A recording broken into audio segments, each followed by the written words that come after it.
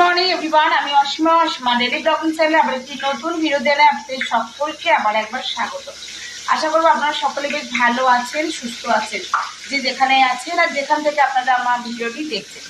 আজকে হয়ে গেল মঙ্গলবার, আর আজকে হয়ে গেল 29 তারিখ।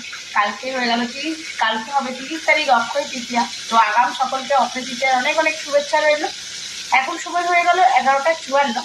আর আজকের ব্লগটা আমি এখন থেকে শুরু করছি। আর যেহেতু মঙ্গলবার, আপনারা সকলেই জানেন যারা আমার ডেইলি ব্লগ ফলো করেন আর কি, আমরা তো নিরামিষই খাই।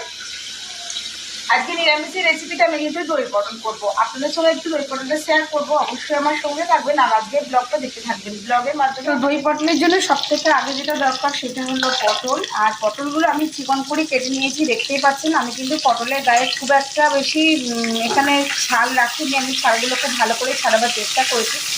আর বেশ ভালো করে তেল দিয়ে আমি ভালো করে পটলগুলো একটু লাল লাল করে ভেজে নেবো উল্টে পাল্টে। এখনো পর্যন্ত এক সাইডে ভাজাটা হয়নি, তো আমি সেটাকে চটপট ভেজে ফেলি। তো ভাজতে ভাজতে চলুন আমি একটা মশলা তৈরি করবো। মশলাটা কী কী দিয়ে তৈরি করছি সেটা আপনার জন্য অবশ্যই শেয়ার করি। তো আমি এখন অল্প আঁচ করে পটলগুলো ভেজে নেব। তো চলুন আমি এখানে একটা মশলার পেস্ট তৈরি করব। সেটা হলো এখানে নেবো 1 চামচের মতন জিরে গুঁড়ো, 1 চামচের মতন নিয়েছি আমি ধনে গুঁড়ো, এখানে নিচ্ছি একদম ফুল করে কিছুটা কাশ্মীরি রেড চিলি পাউডার। আমি 1.5 চামচের মতন কাশ্মীরি রেড চিলি পাউডার এখানে দিলাম। এটা একটা জল দিয়ে লিকুইড পেস্ট তৈরি করব। তো এখানে দিয়ে দিয়েছি আমি জল দেওয়ার পর আমি এটা খুব ভালো করে এটা একটা পেস্ট তৈরি করে রাখবো।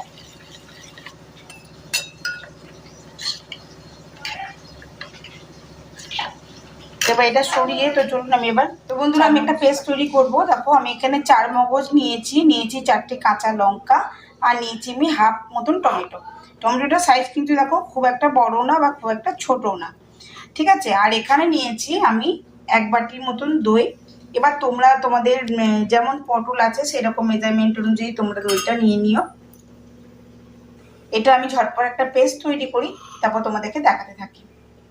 সো বন্ধুরা আমি এখানে পুনরায় আবার কড়াইটা এখানে বসিয়ে দিয়েছি। আর যে তেলটাতে, আমি তো সর্ষের তেলে করছি, চাইলে তোমরা সাদা তেলেও করতে পারো। তো এই তেলটাতে কিন্তু আমি পটলগুলো ভেজেছিলাম, আর আমি এই তেলেতে এখন বাকি গ্রেভিটা তৈরি করব। গ্রেভির জন্য এখানে আমি গরম মশলা ইউজ করছি। দেখো একটা দারচিনি স্টিক নিয়েছি কয়েকটা গোলমরিচের গুঁড়ো, নিয়েছি একটু এলাচ, আর নিয়েছি একটু লবঙ্গ, আর একটু সাজিরা নিয়েছি। তো এইটা আমি তেলের মধ্যে দিয়ে দিলাম। এটা হালকা নাড়াচাড়া করতে করতে এর মধ্যে আমি যে মশলার পেস্টটা তৈরি করে রেখেছিলাম সেই মশলার পেস্টটা আমি এখানে দিয়ে দেবো।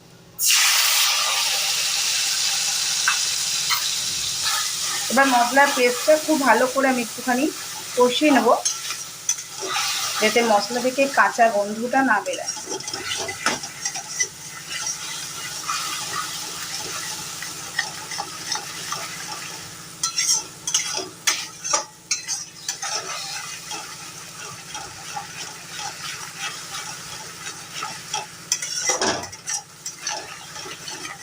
যেহেতু আমি মশলার মধ্যে কিন্তু নুন বা কিছু চিনি দিয়ে রাখিনি, তার জন্য আমি এই অবস্থায় এখন দিয়ে দেবো পটলগুলো।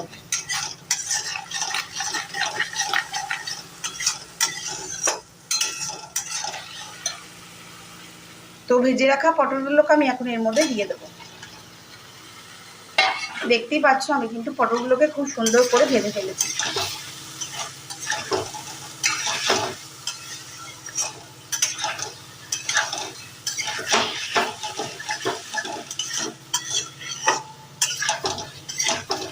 এবার এটা খুব ভালো করে পটলের সঙ্গে যাতে মশলাগুলো কষে যায়, তার জন্য আমি এখানে একটু খানিকক্ষণ কষিয়ে নিয়ে এর মধ্যে একটু জল দিয়ে দেবো। খুবই অল্প পরিমাণে একটুখানি জল দেবো। তো খুব ভালো করে মশলার সঙ্গে পটলটা কষা হয়ে গেছে। এই অবস্থায় আমি দিয়ে দেবো একটুখানি জল। সেই মশলার বাটিতেই আমি জলটা দিয়ে দেবো। এতটা মতন জল আমি এখানে দিয়ে দিলাম।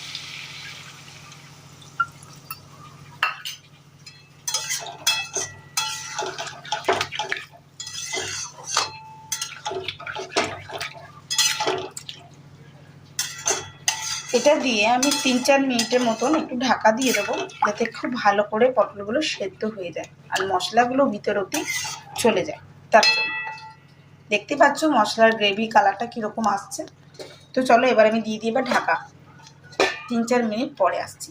তো আমি এখানে যে দইটা নিয়েছিলাম, আমি 4 মগজ কাঁচা লঙ্কার সঙ্গে দইটা একটুখানি ব্লেন্ড করে নিয়েছি। দেখতেই পাচ্ছ দইটা কিন্তু একদম লিকুইড থকথকে ফর্মে চলে এসছে। ঠিক আছে, তো চলো দেখি ওদিকে কী অবস্থা।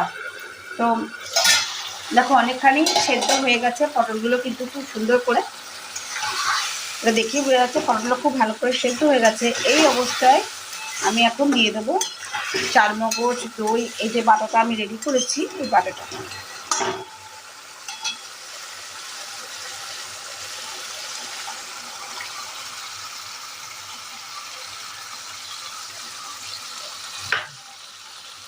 আর এই সময় কিন্তু গ্যাসটা একেবারে সিমে করে রাখবে, নাহলে কিন্তু যেহেতু বাদাম দেওয়া আছে দই দেওয়া আছে এটা ধরে যাবে কিংবা ছিটেও যাবে।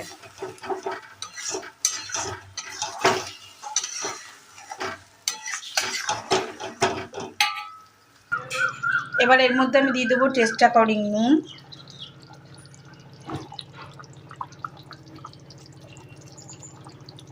আর দিয়ে দেবো টেস্ট অ্যাকর্ডিং চিনি।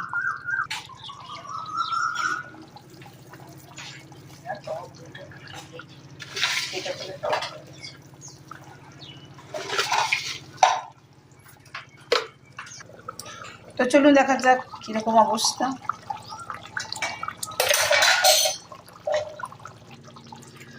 তো এবার দিয়ে দেবো আমি কিছুটা ঘি আর দেবো কিছুটা গরম মশলা।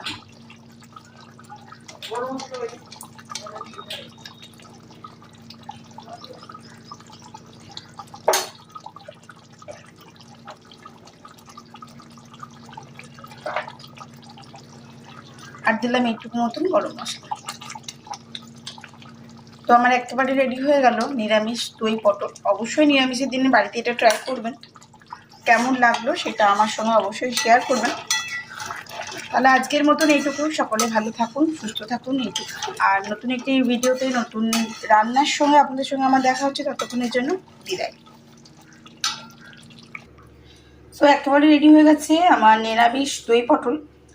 তো কেমন লাগলো সেটা অবশ্যই জানাবেন।